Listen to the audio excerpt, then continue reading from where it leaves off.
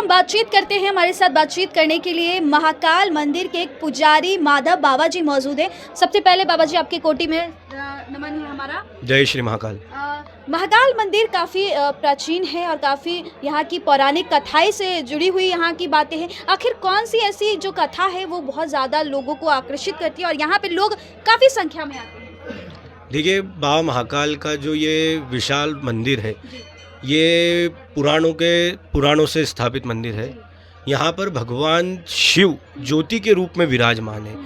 एक शिव ज्योति के रूप में भगवान महाकाल यहाँ स्थापित है और ये काल के अधिपत्य भगवान है, मतलब सारे काल इनके आगे नतमस्तक है, इसलिए इनका नाम महाकाल है जी।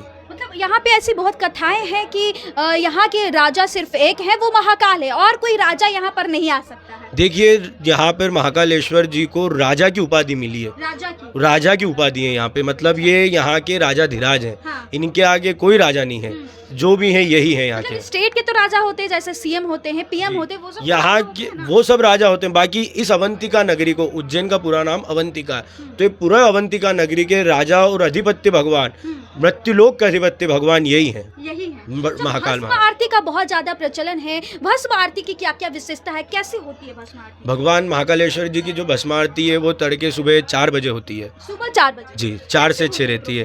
देखिए, भस्म आरती की प्रोसेस ये रहती है कि भगवान को भस्म चढ़ाई जाती है उस समय, जो हालांकि बहुत लोगों के अंदर ये भ्रांति फैली हुई है कि भगवान को चिता की या फिर शमशान की भस्म लाते हैं। बाकी ऐसा कुछ भी नहीं है। ये शमशान की भस्म नहीं, ये भस्म नहीं चढ़ती है। भगवान को शुद्ध गाय के गोबर के कंडे की भस्म चढ़ाई जाती है जी। मतलब ऐसी मान्यता थी कि जो चिता जलती है उसकी पहले नहीं, ऐसा कुछ भी नहीं है। भगवान को शुरुआत से पुराने काल से गाय के गोबर के कंडे की भस्म चढ़ाई जा रही है। भस्म आरती होने का प्रचलन कब से शुरू हुआ? ये तो पुराणों के अनुसार चला आ रहा है, मतलब पुराणों से चला आ रहा है। हमारी पीढ़ी इधर जो हमारे पहले के पूर्वज थे उन्होंने देखा, फिर उसके बाद हम देख रहे हैं अभी। ऐसा कुछ हुआ था कि अनहोनी हुई थी या कुछ हुआ था तब से भस्म आरती की प्रचलन चल? देखिए, भगवान शिव को यहाँ पर एक ब्राह्मण के पुत्र ने बुलाया था, तो भगवान यहाँ पर आए थे और फिर भगवान को उन्होंने ये बोला था कि अब आप यहीं रहेंगे, तो इसलिए भगवान फिर यहीं रहने लग गए, यहीं विराजमान हो गए। उस वक्त से भस्म आरती का प्रचलन उस टाइम से चालू हुआ था। तो पूजा पाठ की विधि व्यवस्था यहाँ पे देखिए, यहाँ पर सुबह 4 से 6 भस्म आरती रहती है। फिर उसके बाद में भगवान को बहाल भोग आरती होती है। जो भगवान का बहाल भोग रहता है, भगवान को दही और भात का भोग लगता है, भात यानी चावल का भोग। फिर उसके बाद 10 से 10:30 महाभोग आरती, मतलब पूरा भगवान को भोग लगाया जाता है। फिर उसके बाद शाम की संध्याकालीन पूजन चालू होती है 5 बजे से। 5 बजे बाद जल चढ़ना बंद हो जाता है। फिर उसके बाद भगवान का श्रृंगार होता है। फिर श्रृंगार के पश्चात संध्या आरती होती है, जिसमें भगवान को दूध का भोग लगता है, केसर युक्त दूध का। फिर उसके बाद में शयन आरती होती है, जो रात में 10:30 बजे होती है। 11 बजे मंदिर के जो मेन पटरे थे वो बंद हो जाते हैं, मतलब श्रृंगार वगैरह होने के बाद? श्रृंगार होने के बाद में जी।